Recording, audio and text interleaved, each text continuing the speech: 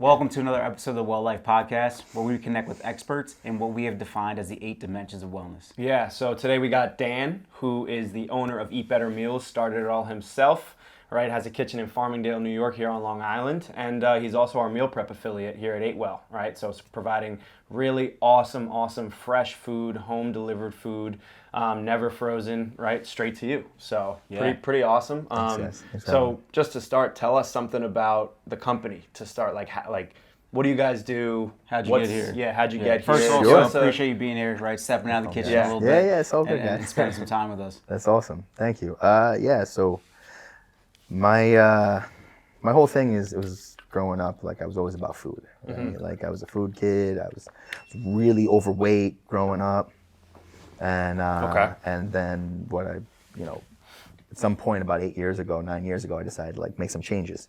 For me, it was like physical stuff, right? I started going to the gym, I started eating right, but I still was always about the food, right? Like before cleaning up my stuff it was about like eating cool stuff or good stuff. Like I wouldn't say I was a foodie because like it wasn't like that wasn't what I was doing, but I just like to eat well, right? Like I like to eat better. I like to eat good things, right? Like I could always tell when stuff was fresh. I could always tell when stuff was canned. Like it was something that I just grew up like eating fresh food. So when I started my weight loss journey, I just cooked everything from scratch, and I did everything, and I started having fun with it, right? And a buddy of mine was like, "Hey, could you do this for me?" And he was actually my first customer, right? He was a construction guy. He owned his own business. He was a carpenter. He just was working 12 hours straight a day. He never ate, but he was actually a mixed martial arts guy. Oh wow! He's like, "I need to be eating," and so I started cooking for him, and he was actually my first customer. I started out of my mom's kitchen. And then I started renting kitchens and using I've been in a shared kitchen space. I've been in the basement of a butcher shop. I've been in the back of a corporate deli. I've been in the back of what was like a rundown deli. And then in the end of 2019, we decided to build our own facility over in Farmingdale, and we have a 4,400 square foot building where we have our commercial kitchen facility, 250 square foot walk-in box, 1,500 square foot clean room kitchen. We kind of do everything from there. Some of the things we do, right, like as you guys know, like we make all our sauces from scratch. We grind all our meats in-house. Wow. We were just talking about it, but like the chicken we use is not like the traditional chicken that you would get. Like this is like basically like Bell Evans or higher grade chicken, right? Hormone antibiotic free, cage free, that kind of stuff. We go as high as we possibly can with all of our ingredients without having to go like the price of organic, right? Or like that like super high end price, because then the customer has to pay that, right? Like I'm gonna pay it, but then the customer has to pay. So like we try to like keep it within reason, right? And the other things is we use compostable containers. We don't use plastic. Everything is recyclable. Everything can go in recycling or get composted out. Reusable custom tote bags, right, with ice packs that you can reuse. That's just kind of like some of the stuff we do, So. Cool. Love that. And I think you said a lot in there. Yeah. That we're obviously gonna pull from. Sure. Really appreciate the journey and the story. Thanks. Would want to, before we kind of dive into some deeper stuff about the business, about even some of the wellness focused stuff we want to touch on, we'd love to hear a little bit more of just kind of that journey of yours. Right? Sure. So you kind of said you went on a weight loss journey. Yeah. What did that look like? How'd you get there? How'd that start? So in a previous life, I was gonna say I was a certified knucklehead, right?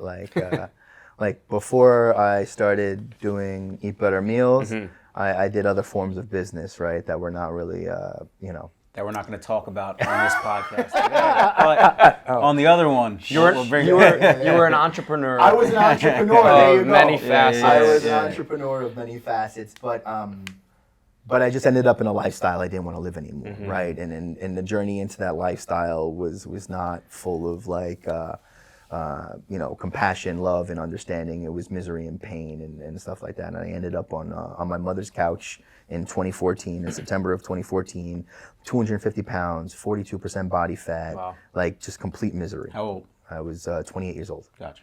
So at that point, I was like, you know what, kind of had a rude awakening, if you say, right? It wasn't the law, but like life kind of said, like, it's either you're going to keep going down the road you're going, or you're going to have to make a change. And then from that point on, I kind of made this change.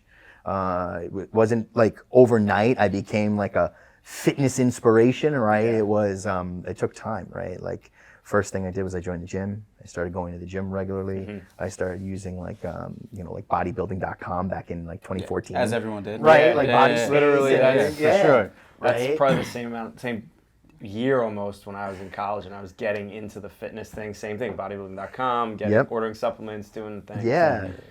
So I started doing all that stuff. I started going to the gym again. Like I loved cooking. I even pre like kind of getting my act together.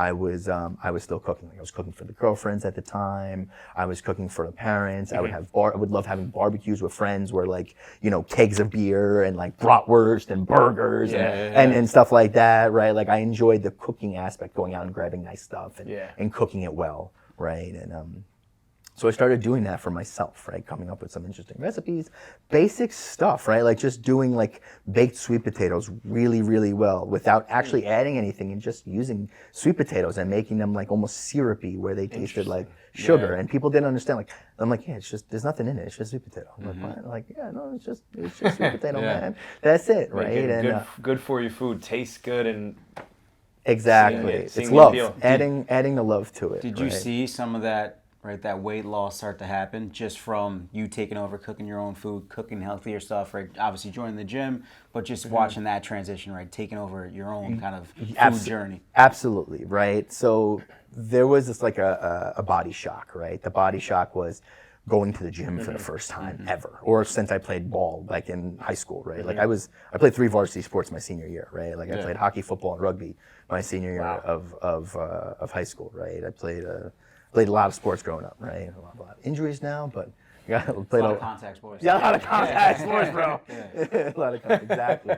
But I ended up having to get back. Like I was totally deconditioned, so I had to recondition anything. So like the first few months were miserable, right? Yeah. Barely could walk, was super sore, barely could lift any weight. 20 pounds felt like 1,000,000 pounds to me, right? 5 pounds felt like 30 pounds that they do today, right? Like all that stuff, like I had to recondition my body completely. So like the adaptation stage where I was just kind of getting used to the life and the lifestyle and eating that way. I saw some changes, but it took a long time, right? Like I lost, over the course of a year, I lost about 60 pounds. Okay. Right, so it was like anywhere between 9 months and a year, I lost about 60 pounds, right? I went from 240 down to like 170, 175. I looked not super healthy at 175, I can tell you that much. Lost way too much weight. It wasn't that I lost it too fast, it was just a lot of weight for somebody built like me, right? So it just looked a little funny. But, I just went on this journey, right? And the food, right? People like, I could go to the gym right now. Like I only go to the gym 3 days a week nowadays, right? I walk with my wife and my kid 2 days a week, right? That's perfect, right? I can lose 2 pounds a week if I want to at this weight because it's about the food, right? It's always been about the food, right? So, so during the whole journey, the food has been the biggest part, right? Before Eat Better Meals even started, it was like coming up with the cool recipes, coming up with stuff that I would like eating 5 times a day. Yeah, right. exactly. Like finding the stuff that like I enjoyed eating. Right.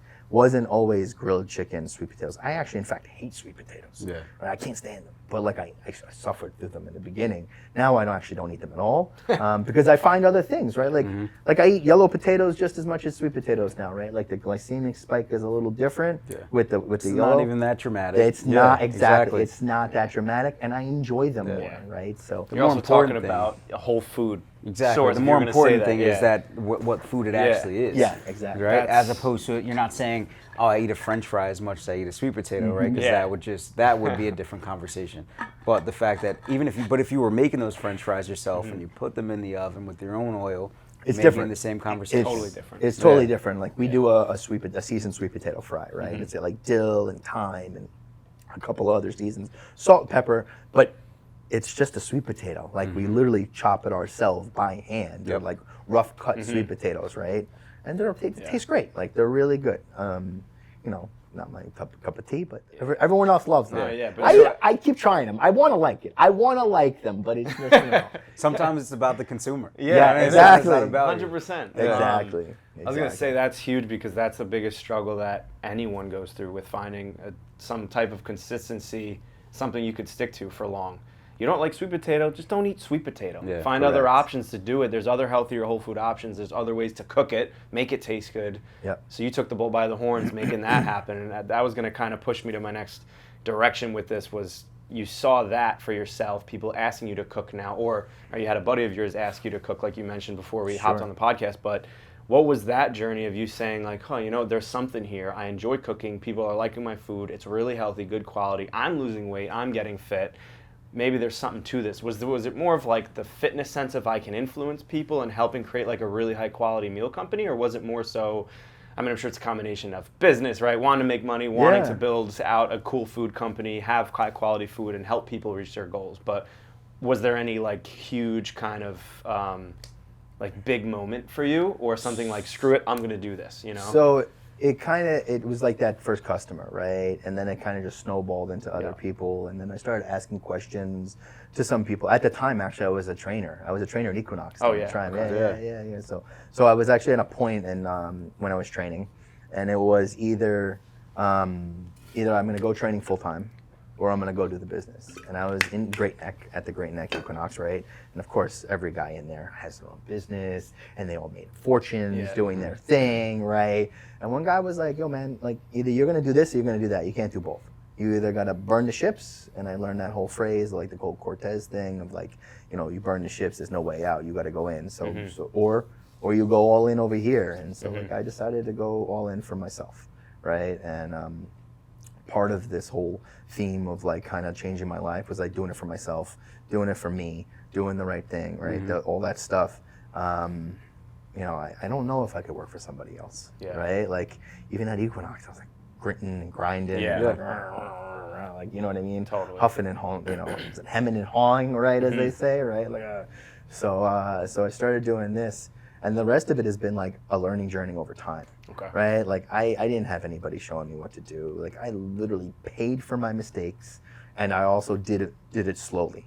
Right? It took me probably 2 to 3 years to actually get like a fully really high-end operational system, right? For that the customer sees on the website and stuff like that. It's just been, I bootstrapped the whole thing. Like I'm by myself. I don't have any other investors. I've done everything by myself. I've asked the questions to people who can kind of help me, and then I make decisions. Sometimes right, sometimes wrong, right? Like sometimes it's, some decisions cost me, a few dollars, and I've had decisions that have cost me thousands of dollars, right? But, it's just kind of the process of the journey, right? And so was there a pivotal point or moment? Not necessarily, but I just knew that like this was the way to go, right? And the thing that I saw in the market at the time was, I started EBM 7 years ago, right? I started in 2016. And at the time, there was no like small batch, high end, great quality product. There was tons of other meal companies out there, right? But it's packaged, plastic, frozen, sealed, preservatives, over sodium, corporate America. I mean, I've even like seen other people ordering.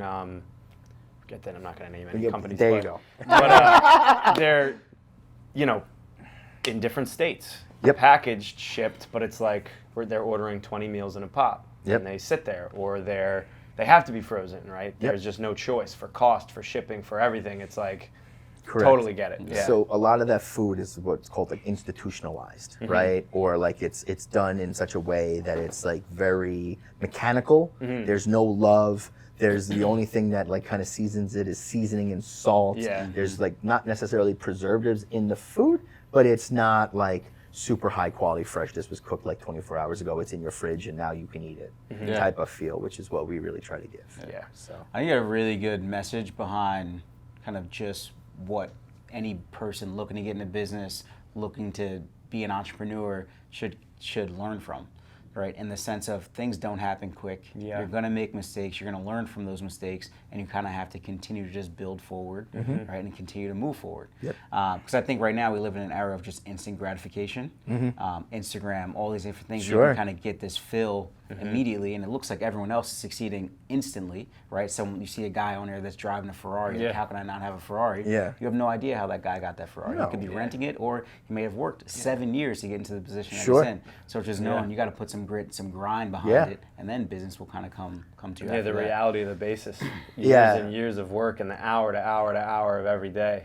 I worked almost 7 days straight. I didn't have a family yet, and my wife was a girlfriend at the time, but I pretty much worked like 7 days straight for like 2 years. Wow. Where like I would take a Saturday afternoon off to be with her, but Saturday morning I was working. Yeah. Sunday I was doing deliveries, and then the rest of the week is like Monday through Friday for people. Yeah. So like I had to be on, or I had to be available, or I was doing stuff, or I couldn't afford to pay people to do the jobs that some of them do now. Yeah. Right, and where I had to do it myself. Right, and so like at any point in the kitchen, like I've done everything. Yeah. Some of the technical cooking stuff, probably not so much, but like I've done the pancakes where I've sat on the griddle and squared the pancakes, right? I flipped the pancakes, I've grilled the chicken, I've baked off vegetables, you know what I mean? Like I've done all those things at any point. So you gotta put the work in, Yeah. you know. That's literally what it takes.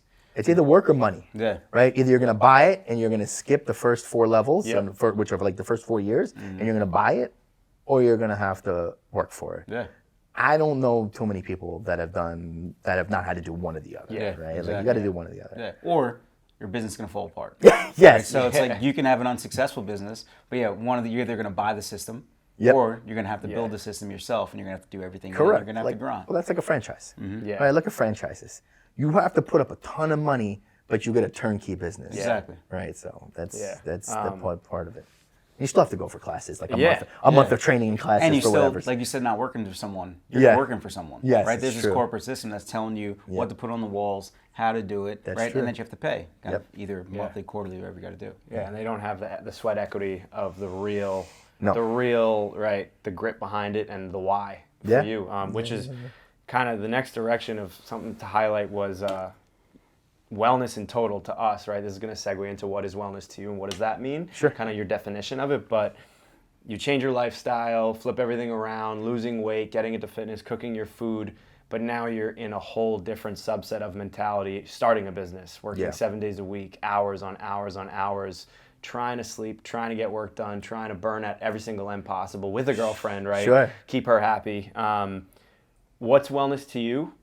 In the blatant question of a definition of how you would define it in general and or for yourself. And then how was that whole process, right, of you shifting, saying, I got all the time in the world to go to the gym and lose weight, but now you're like, all right, there's a fire on my ass. I'm starting a company. I still got to try to get my workouts in. I still want to eat clean and manage my Sure. personal wellness while the company's growing as well. Absolutely. There's like corporate wellness, personal wellness, Yeah. relationship wellness. Yeah. Right. Exactly. While I was in that whole weight loss journey, right, and I was doing my own thing before, I was working 7 days a week and everything like that, I figured out what like my homeostasis was, or like what I need to do to be well. Okay. Right? And wellness for me is like the kind of like the act in which I'm doing those things. Does that make sense? Sure. Right? Like so like there's some mental wellness, right? Like I need to, like, I'm a meditation guy, right? Like I like to do it the first thing in the morning when I wake up. I do like probably anywhere between 8 to 15 minutes depending on my day. But I try to get it in, and if I can't get meditation in with that 1-year-old that I have right now, I still get to the shop, I park my car and I turn everything off. Yeah. And I take a minute, right? I need to set myself, because my mental wellness at that point is going to be a disaster, right? So then there's different aspects of it. There's like that's part of like my spiritual, like kind of like getting myself centered for the day. Then I have like my mental wellness, right? Which means like I'm not just going to be staring at YouTube all the time. I'm going to be doing some tasks that are a little, that's going to make me think, right? I call use brain juice. Like I'm going to use the stuff that's in my brain to keep myself moving, right? Yep. To kind of keep myself like that. Some of those tasks are like the ones that stay on your list, right, at the bottom, and they keep showing up over and over again. Like I'm gonna try to do one of those a week. Yeah. Right. Just to like keep myself motivated to do things that I don't want to do. Totally. Like I gotta do it, right? And then the physical part is like making sure I'm scheduling time to go do activity. Whatever that is. I lift 3 days a week, right? That's what I can afford. They're like anywhere between 35 to 50-minute workouts. I go in, I put my headphones in, I drink water, I crank it, and I leave. Yeah. That's what I can do right now, right? still sleep deprived because of the baby. But that's, yeah, I know you do. I feel great. No, wait, Yeah. just wait. I'm And then excited even for that moment. I'm excited. Yeah. My kids will be like 8. You know what I mean? Like, this guy's gonna have a baby. Yeah, And here we yeah. go.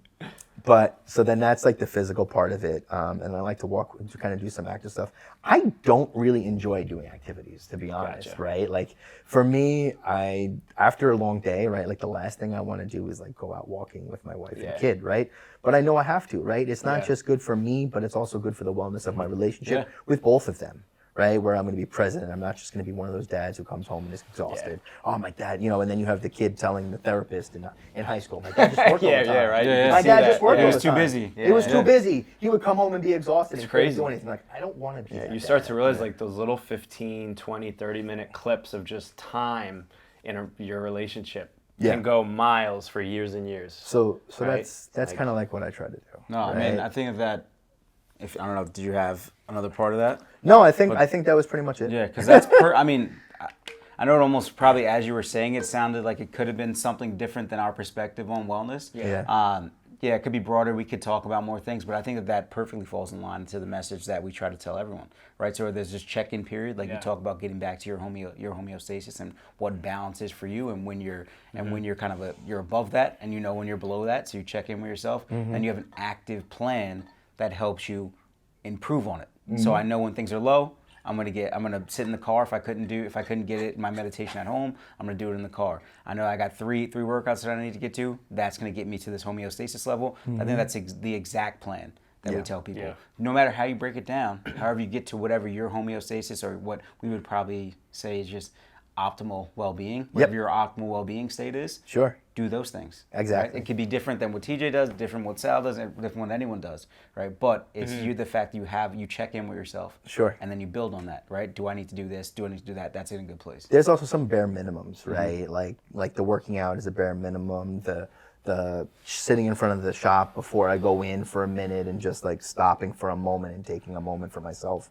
is a minimum, right? Those are the minimums, right? The optimal, right, is doing like the cold showers and getting the sunlight first thing in the morning, and not drinking coffee as soon as I wake up and waiting 90 minutes. But now that ain't gonna happen. Like I'm not there right now, right? I know at some point, but like I have to hit the minimums. Like the minimums are the ones that are gonna keep me functioning at a level that I need to be functioning at, right? If I'm not doing those things, right? So when the baby was born, this is an example. When the baby was born, right? Like I just found out I have a hip impingement and a torn labrum in my right hip, right? Couldn't work out for a while. Had to just do PT once a week and some exercises. No sleep at all, right? For probably like the first 6 months. Found out that he was soy and dairy allergies. My wife was eating at the time. He was a mess, right? Like we weren't sleeping. It was a disaster, right? I didn't sleep and I couldn't work out for 8 months because of the hip. And then also the baby, I was a disaster. I was up again around 235, 240 pounds again, and I just started going back. But what got me back was like I set a program. I set the bare minimums for myself. The bare minimums for myself is I need to lift 3 days a week, and I need to walk at least one other day at least. Whether I'm doing cardio on the bike or walking around the block at the shop, right? Like I needed to do stuff that was going to keep me moving 4 days a week, and then like. There's some other things that I do outside of like physical and mental wellness that I do that I need to do for myself, right? Whether it was checking in with my boys, right? Like I don't know about you guys, but if I'm not checking in with people and I'm just in my own world, right? Like I'm the boss, I run a business, I'm the boss at home, right? Like I'm the dad, like I'm the father, right? Like I can get really lonely, or I can get really wrapped up in my own stuff, You're like right? fighting yourself almost. Exactly. It starts to become that like. You Yeah. can't always just check yourself and check yourself and check yourself. Exactly. So it's nice to have like a little bit of a check-in. Like I have my group of boys that I talk to on pretty much a regular basis. I would call them a support network. Like I know what's going on in their life. You know, one's breaking up with a girlfriend, one's got a house with a bad tenant in it or something, right? Like I kind of know what they're going through, and they know what I'm going through, and they can kind of check on me to make sure we're okay. So leaning on those other people have been immensely for. But that is social wellness. Yeah. Right? And it's kind of finding that balance in that. What do you need from other people, and what can you get? What are you giving to them? Exactly. Right? To be able to have that kind of social relationship that you Sure. need. Definitely. Yeah. So a couple minutes left here. Just want to say, Eat Better Meals, right? Sure. What's next? Any bigger things, growth in that? What is your, any bigger directions that you're trying to go in? Yeah, Obviously, so- you've built pretty good network and rapport on the island. What's next? So actually, I had a call right before this podcast. We'll see Yes. what happens. But it looks like we might be partnering with a pretty large company that's looking for a sister company to work with, where their price point's a little different than ours, Okay. and so could be something. But we would be able to deliver to the tri-state area. Wow. And they have a ton of money behind them. So That's awesome. could be cool that we work in like symbiosis where we can offer something comparable to what they do. Yeah. But that's all at the same time. It would be like a totally different price point. Like their clients would not be ordering from us. Gotcha. But there are people that know them that would order from us. So Yeah. it's So kind it of helps cool. you to scale. Correct. Kind of what you've That's been pretty able to build. Exactly. Yeah. And I have the facility and I have the place and we could totally ramp up production. So it's kind of nice. It's kind of like a positive thing, but we're looking to expand, right? Yeah. That's awesome. That's the brass tacks of it. We're looking to, our affiliate manager has been going into Queens, trying to get into like Bushwick and Ridgewood right now, and that area of like Greenpoint and Williamsburg, tapping that market, and then we're going to slowly make our way into Brooklyn, the rest of Brooklyn, Cool. and try to just really ramp up things in the 5 boroughs. Never been in, we've been in Queens forever because I grew up in Queens. My mom's in Queens. I go to Queens every Sunday to see her with meals too. First so- meals came out of Queens. First meals came out of Yeah. Queens. You're right. Yeah, true, very true. Yeah. But now we're gonna try to expand into the city, into the 5 boroughs, and just kind of run it up. That'll be a huge Yeah, goal, I guess. yeah. That's awesome. It's So, exciting. That's Congrats. amazing. Good luck on all that. Thank Yeah. you. Again, appreciate you coming in. Thanks, Where, guys. well, one, if you're listening today, you can use code 8well25 for a first purchase for 25% off your first purchase from Eat Better Meals.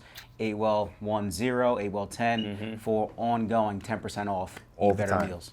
Incredible food. Fresh delivered, fresh. I know, right? A to Z is Yeah. in-house prepared. Yeah, we do Anything everything. else you want people to check out? Do you have any promos for the summer going on? Nothing too much crazy. We got new meals every single week. Cool. We launch a new meal every single week. There's something new coming on, something old coming off that wasn't so fond of.